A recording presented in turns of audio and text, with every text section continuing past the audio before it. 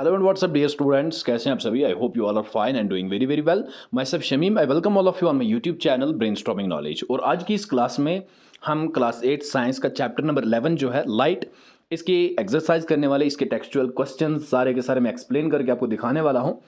But before starting video I would like to say you कि अगर आप मुझे इंस्टाग्राम पे फॉलो करना चाहते हो तो आप मुझे फॉलो कर सकते हो। आपको आईडी अपने स्क्रीन पे दिख रही होगी या आपको डिस्क्रिप्शन बॉक्स में लिंक भी मिल जाएगी। आप सारे चैप्टर्स की प्लेलिस्ट चेक कर सकते हो, जहाँ पे सारे चैप्टर्स आप सीक्वेंस के साथ देख सकते हो, पढ़ सकते हो, लिख सकते हो। तो चलिए without further delay let's start our today's topic. Light, chapter का नाम है light. Okay, so the first question that you can see on your screen is, suppose you are in a dark room. मान के चलो कि आप किसी अंधेरे वाले कमरे में हो। You can you see objects in the room. क्या आप उस अंधेरे में चीज़ों को देख पाओगे? Can you see objects outside the room? Explain. क्या आप कमरे से बाहर की चीज़ों को देख पाओगे या फिर आप कमरे के अंदर वाली चीज़ों को? एक्सप्लेन करो, बताओ। Answer, when we are in a dark room then we can not see objects in the room. जब हम कमरे के अंदर होंगे और वहाँ पे अंधेरा होगा तो हम कमरे के अंदर की चीज़ों को नहीं देख सकते हैं। We can see the objects outside the room because outside of the room the light is available and the rays of light can enter our eyes after reflection from the objects. देखो क्या होता है कि अंदर अंधेरे में जो चीज़ें हैं वहाँ से रिफ्लेक्शन नहीं होगी, उन चीज़ों पे लाइट नहीं पड़ेगी। तो वो जब रिफ्लेक्शन नहीं होगी तो रिफ्लेक्टेड रेज हमारी आंखों में नहीं जाएगी और हम चीज़ों को नहीं देख पाएंगे। जो बाहर की चीज़ें हैं उनके उनके ऊपर लाइट पड़ रही है तो वहाँ से रिफ्लेक्टेड रेज आके हमारी आंखों में जाएंगी और इमेज बन सकती है और इस तरह से हमें वो चीज़ें नज़र आती हैं। Now the second question is, differentiate between regular and diffused reflection. Diffused और रेगुलर रिफ्लेक्शन में फ़र्क क्या है ये आपको बतानी है। Does diffused reflection mean the failure of the laws of reflection? क्या डिफ्यूज्ड रिफ्लेक्शन का मतलब रिफ्लेक्शन के लॉज का फेलियर है? तो चलिए आंसर पहले आप देख सकते हो, रेगुलर रिफ्लेक्शन एक साइड में और दूसरे साइड में डिफ्यूज रिफ्लेक्शन। पहला point, all the reflected rays are parallel. Regular reflection में क्या होता है, जितनी भी रिफ्लेक्टेड रेज होंगी किसी चीज़ के ऊपर गिरने के बाद, जितनी भी लाइंस निकलेंगी वो सारी की सारी पैरेलल होंगी, एक दूसरे के पैरेलल निकलेंगी।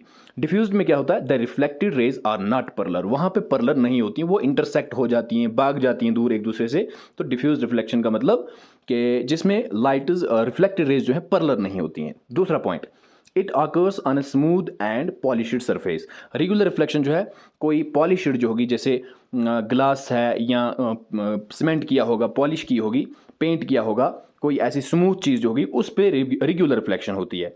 एंड डिफ्यूज का क्या है, it occurs on the rough surface. ये रफ सरफेस पे, जैसे रोड, सड़क है या कोई ऐसी खेत होगा, खलियान होते हैं, तो वो रफ सरफेसेस होती हैं, वहाँ जो रिफ्लेक्शन होती है उसको डिफ्यूज रिफ्लेक्शन कहते हैं।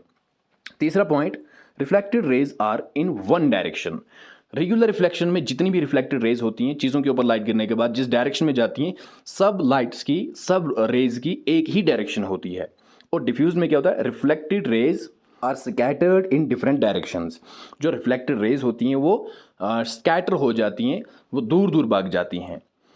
No diffuse reflection does mean the failure of the laws of reflection. और डिफ्यूज रिफ्लेक्शन का मतलब ये नहीं कि लॉज ऑफ रिफ्लेक्शन फेल हो रहे हैं, कि angle of incidence is not equal to angle of reflection, कि सारे जो पॉइंट्स हैं, सारे जो लाइंस हैं, इंसिडेंट रे या रिफ्लेक्टेड रे नॉर्मल जो है एक पॉइंट पे, एक प्लेन पे लाई कर रहे हैं। ऐसा नहीं है, ऐसा बिल्कुल भी नहीं है। लॉज बिल्कुल फॉलो हो रहे होते हैं, बट जो डिफरेंसेस हैं वो मैंने आपको ऊपर बता दी। Now the third question is, mention against each of the following whether regular or diffuse reflection will take place when a beam of light strikes. Justify your answer in each case. ठीक है, नीचे कुछ points दिए हुए हैं, आपको बताना है हर एक में किस में रेगुलर रिफ्लेक्शन होती है और किस में डिफ्यूज रिफ्लेक्शन होती है। ठीक, और आपका अपना आंसर जो है वो जस्टिफाई भी करना है। तो पहला पॉइंट जो है, पहला part, polished wooden table. Polished wooden table से किस तरह की रिफ्लेक्शन होती है? Regular reflection will take place because the surface is plane and polished. देखो पॉलिश्ड वुडन टेबल से क्या होगी, रेगुलर रिफ्लेक्शन होगी। क्यों? क्योंकि जो सरफेस है, क्वेश्चन में खुद ही बताया जाता है पॉलिश्ड। एक तो वो पॉलिश्ड होगी और प्लेन होगी, तो प्लेन और पॉलिश्ड सरफेसेस पे रेगुलर रिफ्लेक्शन होती है। दूसरा पॉइंट है chalk powder. Diffuse reflection will take place because the surface is rough. Chalk powder जो है वो रफ होता है, उसकी जो सरफेस है वो स्मूथ नहीं होती है, तो इसलिए वहाँ पे डिफ्यूज रिफ्लेक्शन होगी।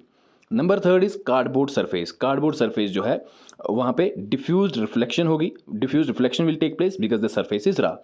क्यों? क्योंकि सरफेस जो है रफ है, इसलिए वहाँ पे भी डिफ्यूज रिफ्लेक्शन होगी।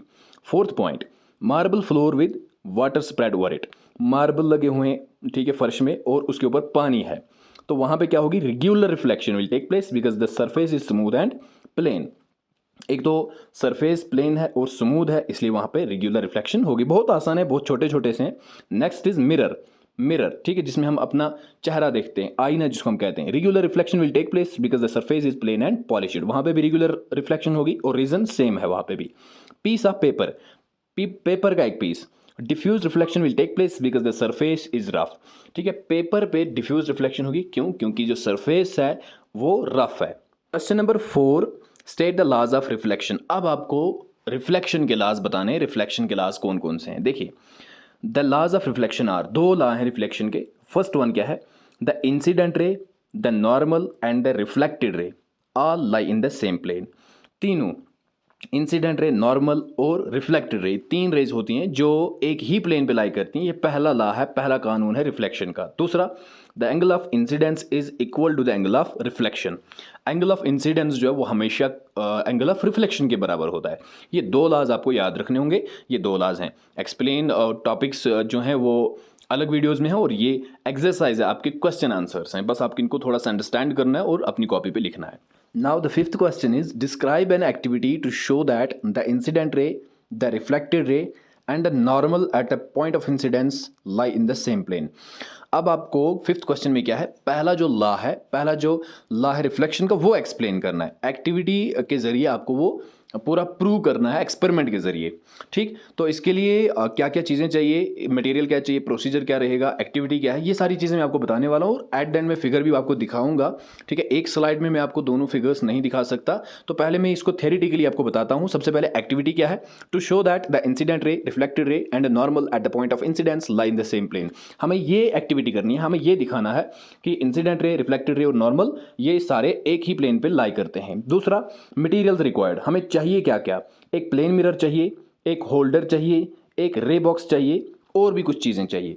प्रोसीजर क्या है, fix sheet of white paper a little beyond the edge of the board. सबसे पहले हमें क्या करना है, एक वाइट पेपर को फिक्स करना है, वाइट पेपर की शीट को फिक्स करना है। कहाँ पे, थोड़ा सा कार्डबोर्ड के एज, उसकी जो उसका जो कोना है उसके थोड़ा सा पीछे। Place a plane mirror strip vertically to the paper using a stand. उसके बाद स्टैंड की मदद से, स्टैंड पे हमें एक प्लेन मिरर को फिट करना है वर्टिकली खड़ा।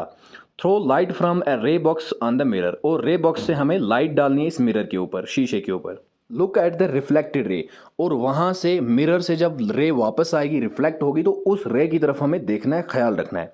मार्क द इंसिडेंट रे, और इंसिडेंट रे को मार्क करना है। इंसिडेंट रे मतलब जो लाइट बॉक्स से हम यहाँ से डालेंगे उसको इंसिडेंट रे कहते हैं। और नॉर्मल रे को हमें नोट्स करना है, और रिफ्लेक्टेड रे, इन तीनों रेज को हमें नोट्स करना है। Fold the paper which is beyond the edge of the cardboard, और उसके बाद थोड़ा सा फोल्ड करना है पेपर को जो हमने कार्डबोर्ड के पीछे फिट किया होगा। You will observe that the reflected ray is not seen in the folded portion of the chart paper. तो हम ये ऑब्जर्व करेंगे, हम ये देखेंगे जो रिफ्लेक्टेड रे होगी, जो रिफ्लेक्ट हुई होगी मिरर के बाद, मिरर पे टकराने के बाद, वो हमें चार्ट पेपर पे नहीं दिखेगी, ठीक है, वो पोर्शन फोल्डेड पोर्शन पे नहीं आएगी। Now bring the folded portion back to its original position. फिर फोल्ड हमें वापस से खोलना है, अपनी ओरिजिनल पोजीशन में पेपर को लाना है। The reflected ray of light is again seen on the page, और तब हम रिफ्लेक्टेड रे को अच्छे से पेज पे देख सकते हैं।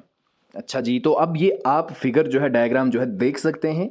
तो कंक्लूजन क्या है, हमें क्या देखने को मिला, the sheet on the board can be considered as a plane. जो शीट हमने बोर्ड के ऊपर लगाई हुई थी उसको हमने कंसिडर किया कि एक प्लेन है। द इंसिडेंट रे और रिफ्लेक्टेड रे और नॉर्मल जो है पॉइंट ऑफ इंसिडेंस पे, वो सारे के सारे एक ही प्लेन पे लाई करते हैं। ओके, तो आप ये फिगर अच्छे से देख लेना, वीडियो को रोक के, वीडियो को पॉज करके आप इसको अच्छी तरह से अंडरस्टैंड कर लेना। इसको मैंने एक्सप्लेन कर दिया है। चलिए हम आगे क्वेश्चन नंबर 6 की तरफ चलते हैं। Sixth question is fill in the blanks in the following. Fill in the blanks है, ठीक है। पहला क्या है, a person 1 metre in front of the plane mirror seems to be 2 metre away from his image. एक शख्स अगर 1 metre की दूरी पे प्लेन मिरर से खड़ा है, 1 मीटर दूर खड़ा है, तो वो हमें दिखेगा कि ये मिरर में हमें ये दिखेगा कि ये 2 मीटर दूर है।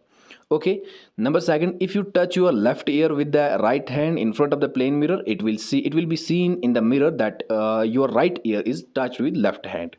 तो क्या होगा कि अगर आपने मिरर के सामने, प्लेन मिरर के सामने अगर आपने लेफ्ट ईयर को टच किया हुआ है अपने राइट हैंड से, दाएं हाथ से अगर आपने बाएं कान को पकड़ा हुआ है, तो आपको मिरर में क्या दिखेगा? मिरर में आपको दिखेगा कि आपने भाई साहब लेफ्ट हैंड से, आपने बाएं हाथ से राइट ईयर को पकड़ा है, यानी कि दाएं कान को पकड़ा है, मतलब उल्टा दिखेगा, इन्वर्टेड इमेज बनती है, जो आपने क्लासेस में अच्छे से पढ़ रखा होगा। The size of the pupil becomes larger when you see in dim light. जब आप डिम लाइट में देखते हो तो इमेज, जो पुपिल का साइज है वो बड़ा हो जाता है, लार्ज हो जाता है, क्योंकि आपको क्या करना होता है? आंखें खोलनी होती हैं पूरी अच्छी तरह से चीज़ों को देखने के लिए, तो पुपिल का साइज जो है बड़ा हो जाता है। Night birds have lesser cones than rods in their cells. Cones और रॉड्स जो हैं, ये दो तरह की सेल्स हैं, विजन सेल्स हैं, जो आइज के अंदर होती हैं। तो नाइट बर्ड्स में ये कोन्स जो हैं वो कम होती हैं, किनसे? रॉड से कम होती हैं cones. Okay, now the seventh question is choose the correct option in question number 7 to 8। ठीक है, ये दो मल्टीपल चॉइस क्वेश्चंस हैं। The first one is the angle of incidence is equal to the angle of reflection. तो क्या हमेशा के लिए, या समटाइम्स कभी कभी के लिए, या अंडर स्पेशल कंडीशंस, कुछ स्पेशल कंडीशंस के अंडर, या फिर नेवर? तो इसमें आएगा ऑलवेज। ठीक है, the angle of incidence is always equal to the angle of reflection. ठीक, तो इसका सही जवाब जो है ऑलवेज आ जाएगा। Now the next question is image formed by a plane mirror is. जो इमेज प्लेन मिरर में बनती है वो किस तरह की होती है? तो इसका सही आंसर जो है that's option B. B part इसका सही जवाब है, virtual behind the mirror and of the same size as the object. एक तो वर्चुअल होगी, मिरर के पीछे ऐसा लगेगा कि शख्स जो है इस शीशे के पीछे खड़ा है। ठीक है, बिहाइंड द मिरर इमेज बनेगी, और उतना ही साइज इमेज का होगा जितना साइज ऑब्जेक्ट का होगा। ठीक है, सेम साइज का, ऑब्जेक्ट के सेम साइज की इमेज बनती है। Now the ninth question is describe the construction of a kaleidoscope. Kaleidoscope की कंस्ट्रक्शन आपको डिस्क्राइब करनी है कि कैसे क्लैडोस्कोप बना होता है। क्लैडोस्कोप कहते हैं डियर, जो एक तरह की वो लाइट होती है ना, जो आर्ट एंटरटेनमेंट में, म्यूजिक में वो जो यूज़ की जाती है, डिफरेंट कलर्स की जो इमेज बनाती है, उसको क्लैडोस्कोप कहा जाता है। तो इसकी कंस्ट्रक्शन आपको बतानी है। तो आप ऊपर फिगर देख सकते हैं, मैं नीचे आपको एक्सप्लेन कर रहा हूँ। Kaleidoscope is a device based on the principle of multiple reflections. तो ये जो एक डिवाइस है क्लैडोस्कोप, ये किस चीज़ के ऊपर काम करती है? एक प्रिंसिपल के ऊपर काम करती है, मल्टीपल रिफ्लेक्शंस के प्रिंसिपल के ऊपर, मतलब बहुत सारी रिफ्लेक्शंस वहाँ पे होती हैं at a time. It consists of 3 long and narrow strips of plane mirrors inclined at an angle of 60 degree to one another forming a prism। देखो इसमें क्या क्या होता है, इसमें एक लंबी और नैरो, एक तंग स्ट्रिप्स होती हैं प्लेन मिरर्स की, जो इंक्लाइन की गई होती हैं 60 डिग्री एंगल पे एक दूसरे के साथ, जो कि एक प्रिज्म की तरह बनाया गया होता है, मतलब एक प्रिज्म बनता है। ठीक है, एक दूसरे के साथ अटैच्ड होती हैं, 60 डिग्री एंगल बनता है इन दोनों के बीच में, और एक प्रिज्म बनाया जाता है। This is fitted in a tube, और इसको फिर एक ट्यूब के अंदर फिट किया जाता है। One end of this tube is closed by cardboard disc having a hole at its centre. और फिर इस ट्यूब को बंद किया जाता है कार्डबोर्ड से एक साइड से, और कार्डबोर्ड में फिर सेंटर में छेद किया जाता है। To the other end touching the mirrors plane glass plate is fixed on which broken pieces of coloured bangles are placed. This end of the tube is closed by a ground glass plate. दूसरे side में हमें इस tube के साथ plane mirrors glass plate जो है चिपका देने, फिक्स कर देने, और उसके ऊपर कुछ ब्रोकन बैंगल्स, जो कलर्ड बैंगल्स चूड़ियाँ होंगी, उसके वो जो टुकड़े होंगे छोटे छोटे, वो फिक्स कर देने हैं, ताकि डिफरेंट इमेज और डिफरेंट कलर्स की इमेज बने। ठीक है, उससे कलर्स मिलेंगे। और this end of the tube is close by ground glass plate, और फिर इस एंड को अच्छी तरह से ग्राउंड ग्लास प्लेट से फिट किया जाता है, बंद किया जाता है, और इस तरह से क्लैडोस्कोप तैयार हो जाता है, जो म्यूज़िक्स में या हम कंसर्ट्स में देखते हैं, जिनसे डिफरेंट लाइट्स आती हैं, या शादियों वगैरह में भी यूज़ किए जाते हैं, वो यही क्लैडोस्कोप उनके अंदर मल्टीपल रिफ्लेक्शंस हो रही होती हैं। The 10th question, draw a labelled sketch of the human I. Human आई का डायग्राम बनाना है, ये आप देख सकते हो, मैंने डायग्राम बना रखा है, इसके पार्ट्स भी मैंने मेंशन कर रखे हुए। आपने ये सबक में भी अच्छे से पढ़ रखा होगा, इसकी प्रैक्टिस करनी है, क्योंकि ये आपके एग्जाम में भी आ सकता है। ऐसा ही क्वेश्चन अक्सर बेशतर पूछा जाता है एग्जाम में, आपको कोई ना कोई डायग्राम बनाना होता है, तो ह्यूमन आई का भी आ सकता है, अच्छे से इसको बना लेना और सीख लेना। Question number 11, Gurmeet wanted to perform activity 16.8 using a laser torch. Gurmeet एक एक्टिविटी करना चाहता है, और वो लेज़र टॉर्च यूज़ करके ये एक्टिविटी करना चाहता है। Her teacher advised her not to do so, लेकिन उसको टीचर कहती है कि ऐसा नहीं करना है। Can you explain the basis of the teachers advice. कहते हैं क्या आप ये एक्सप्लेन कर पाओगे, क्या आप ये बता सकते हो कि टीचर ने उसे क्यों मना किया, उसने ये एक्सपेरिमेंट या ये एक्टिविटी करने के लिए क्यों रोका?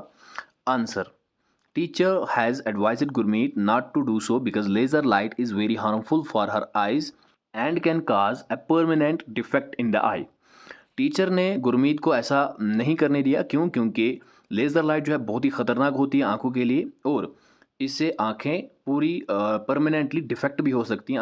आँखों की लाइट जो है पूरी तरह से चली भी जा सकती है। Person can even lose his और her eyesight if laser torch is directed over the eyes. तो किसी शख्स की आँखों की रोशनी जो है बिल्कुल जा सकती है, अगर उसके अंदर लेज़र टॉर्च की रोशनी चली गई तो बिल्कुल वो अंधा भी हो सकता है, या फिर उसकी आँखें जो है हमेशा के लिए ख़त्म हो सकती है। Question number 12, explain how you can take care of your eyes. अब ये बताइए कि आप अपनी आँखों का ख्याल कैसे रख सकते हैं।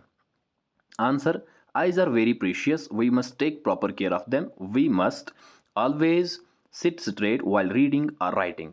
तो देखिए, कहते हैं आँखें बहुत ही प्रीशियस हैं, कीमती हैं, ठीक है, और इनका हमें ख्याल रखना चाहिए, केयर करना चाहिए। हमें क्या क्या करना चाहिए? नंबर फर्स्ट पॉइंट है कि हमें सीधा खड़ा रहना चाहिए, खड़ा बैठ के पढ़ना चाहिए, या जब भी हम लिख रहे होते हैं अक्सर बेशतर क्या करते हैं लोग, पूरी आंखें चिपकाई होती हैं पेपर के साथ, ऐसा नहीं करना चाहिए, इससे आंखों की रोशनी जो है चली जा सकती है। हमें अपनी आंखों का ख्याल रखना चाहिए। Second point, if advised use suitable spectacles. अगर एडवाइस किया जाता है, डॉक्टर आपसे कहता है अगर आपको ऐसा लग रहा है कि पढ़ने में दिक्कत हो रही है तो आप स्पेक्स या कोई भी चीज़ करने में दिक्कत आ रही है तो स्पेक्स का आप इस्तेमाल कर सकते हो। Number third, wash our eyes with clean water frequently. हमें अपनी आँखों को अच्छे से क्लीन वाटर से, साफ़ आँखों से, साफ़ पानी से धोना चाहिए, ठीक है, गंदे पानी से नहीं, क्योंकि उससे हमारी आंखें ख़राब हो सकती हैं। Do not look at the sun directly. हमें सूरज की तरफ ऐसे नहीं देखना चाहिए, उससे भी सूरज की रोशनी अगर डायरेक्टली हमारी आंखों के अंदर चली गई तो उससे भी प्रॉब्लम हो सकती है। ऑलवेज रीड और राइट इन ए प्रॉपर लाइट। हमेशा हमें जब भी हमें पढ़ना होता है या कुछ लिखना होता है तो अच्छी लाइट होनी चाहिए और उसमें पढ़ना चाहिए, उसमें लिखना चाहिए। The next question is, what is the angle of incidence of a ray if the reflected ray is at an angle of 90 degree to the incident ray. देखिए, बहुत ही अच्छा क्वेश्चन है, ये दूसरे लॉ पे बेस्ड है, दूसरा लॉ आपको प्रूव करना है यहाँ पे। बहुत अच्छा क्वेश्चन है, एग्जाम में आ सकता है ये। इसमें आपको क्या करना है, क्वेश्चन अंडरस्टैंड करना है। सबसे पहले कहा जाता है कि आपको एंगल ऑफ इंसिडेंस बताना है कि क्या होगा अगर रिफ्लेक्टेड रे जो है वो इंसिडेंट रे के साथ 90 डिग्री एंगल बना रही है। समझना मेरी बात को, रिफ्लेक्टेड रे इंसिडेंट रे के साथ 90 डिग्री एंगल बना रही है और आपको बताना है कि इंसिडेंस एंगल जो होगा वो किसके बराबर होगा, ठीक है। तो चलिए आंसर ऐसे लिखोगे, here the angle of reflection is 90 degree. तो यहाँ पे एंगल ऑफ रिफ्लेक्शन बताया जाता है 90 डिग्री। एज वी नो, हमें जैसे पता है, according to the laws of reflection that angle of incidence is equal to angle of reflection. ये दूसरा लॉ है रिफ्लेक्शन का, कि लॉ ऑफ रिफ्लेक्शन कहता है एंगल ऑफ इंसिडेंस हमेशा एंगल ऑफ रिफ्लेक्शन के बराबर होता है। Here the angle between the incident ray and reflected ray is 90 degree. यहाँ पे बताया जाता है कि जो एंगल बन रहा है रिफ्लेक्टेड रे और इंसिडेंट रे के बीच में वो 90 डिग्री है, ठीक है। दैट इज, इसका मतलब एंगल ऑफ इंसिडेंस और एंगल ऑफ रिफ्लेक्शन इन दोनों को मिला के प्लस करके 90 डिग्री आ रहा है।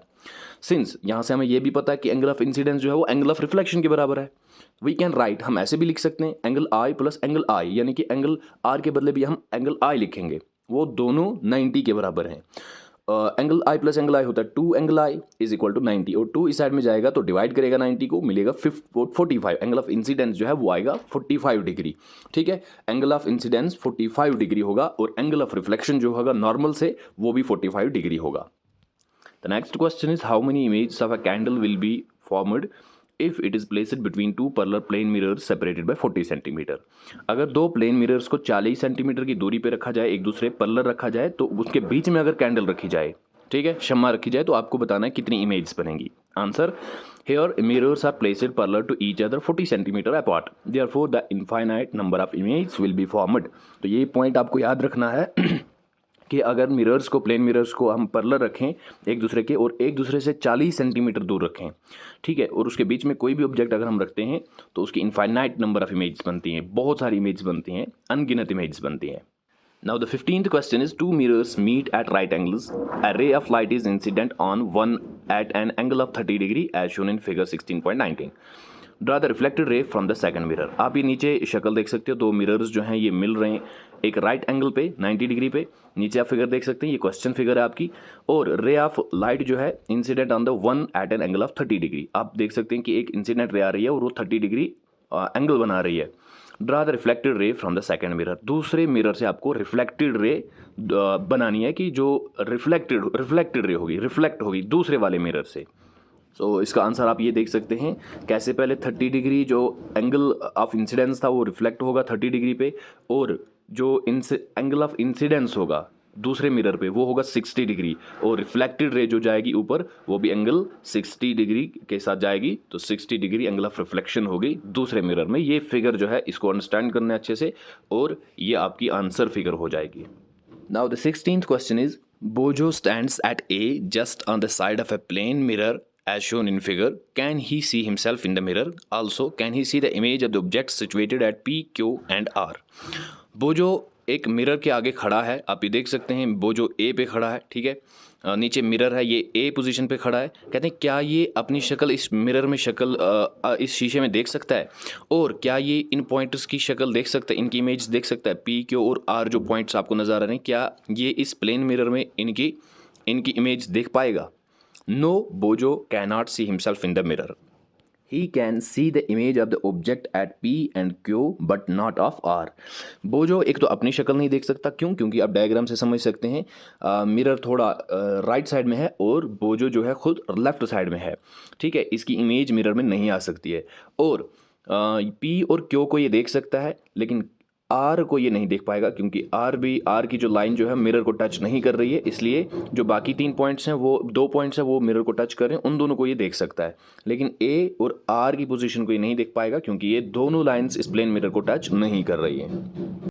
Now the 17th question is, find out the position of the image of an object situated at A in the plane mirror figure 16.23.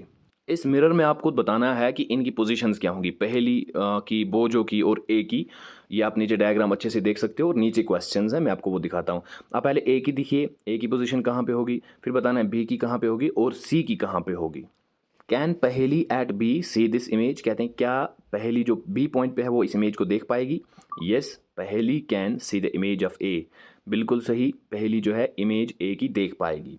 Can Boojho at C see this image. क्या बोजो बोजो जो सी पे खड़ा है वो ए की इमेज को देख पाएगा? Yes, Boojho can see the image of A. ये दोनों बी और सी दोनों ये ए को देख सकते हैं। D part, when Paheli moves from B to C where does the image of A move. जब पहली बी टू सी जाएगी, बी से सी की जगह आ जाएगी, तो इमेज जो है ए की वो कहाँ मूव होगी? Image of the object at A will not move as an object is not moving.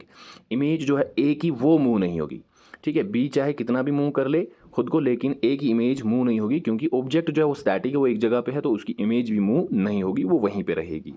So guys, this was all about today's chapter light. I hope कि आपको अच्छी लगी होगी वीडियोस, आपको आंसर्स अच्छे लगे होंगे, आपने अच्छे से इनको अंडरस्टैंड किया होगा और लिखा भी होगा। हम मिलते हैं अगली वीडियो में, तब तक के लिए अल्लाह हाफिज़।